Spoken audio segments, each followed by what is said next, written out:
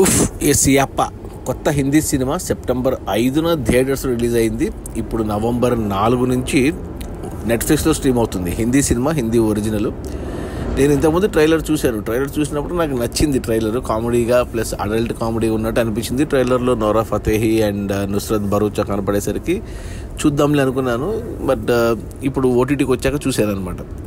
చూస్తే 2 గంటల సినిమా స్టార్టింగ్లోనే అర్థమయ్యేది ఏంటంటే ఇది డైలాగ్ బేస్డ్ సినిమా కాదు, ఇది మూకీ సినిమా. అంటే ఒకప్పుడు మనకు 80sలో ఎప్పుడు వచ్చింది మన కమల్ హాసన్ పుష్పక విమానం అనేసి మూకీ సినిమా. ఆ తర్వాత ఏ భాషలోనూ మూకీ సినిమాలు రాలేదు. మళ్ళీ ఇన్నాళ్ళకు ఈ సినిమా వచ్చింది. అరే కొత్తగా తీశారు కదా అనుకున్నాను.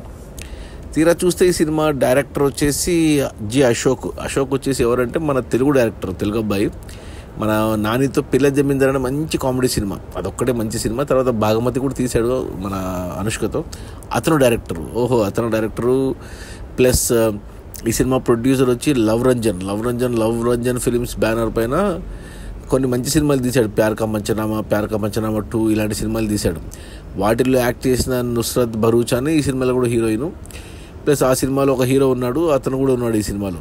ఇంకా అందరికంటే హైలైట్ ఏంటంటే హీరో వచ్చేసి సోహం షా అని గుర్తుపట్టి ఇంకా టైం పట్టింది నాకు ఈ సినిమాలో.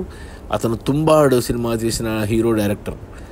అతనంటే ఆ సినిమా వల్ల నాకు చాలా ఇష్టం, తుంబాడు వల్ల. తర్వాత రీసెంట్గా ఒక సినిమా కూడా వచ్చింది అతనిది, చాలా బాగుంటుంది. సో ఇన్ని ప్లస్లు ఉన్నాయి ఈ సినిమాకు.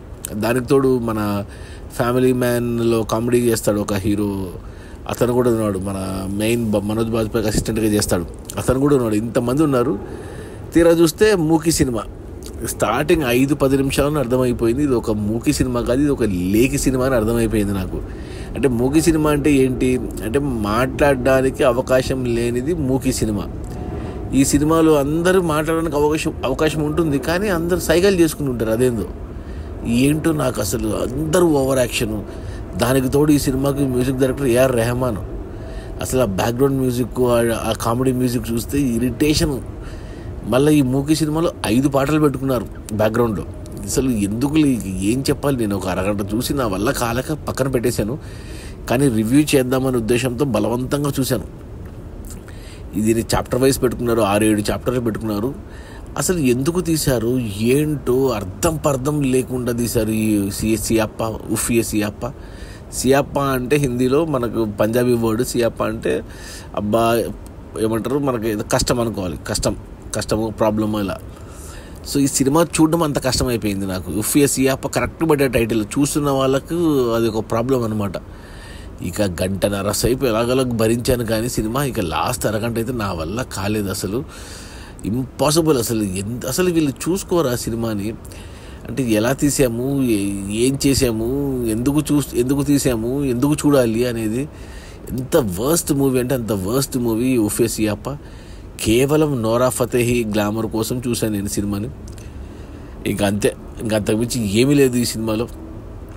నా రేటింగ్ వచ్చి 1/5. బ్యాడ్ అని చెప్తాను, వెరీ బ్యాడ్. సో నెట్ఫ్లిక్సే కదా, 2 గంటలే కదా, ఇంతమంది స్టార్ కాస్ట్ ఉన్నారు, ఏఆర్ రెహమాన్ మ్యూజిక్ అని చూస్తే నాలాగా మీరు టెంప్ట్ అయ్యి చూస్తే బుక్ అయిపోతారు. ఏదో నోరా ఫతేహి కోసం కక్కుర్తి పడితే 2 గంటల పాటు ఇరిటేషన్ అనమాట ఈ సినిమా. సో నా రేటింగ్ వచ్చి 1/5. ఒకవేళ చూస్తే ఫ్యామిలీతో చూడొచ్చు అంటే అది చెప్పాను కదా, నోరా ఫతేహి గ్లామరస్వి అక్కడక్కడ ఉన్నాయి కాబట్టి ఫ్యామిలీతో కూడా చూడలేము.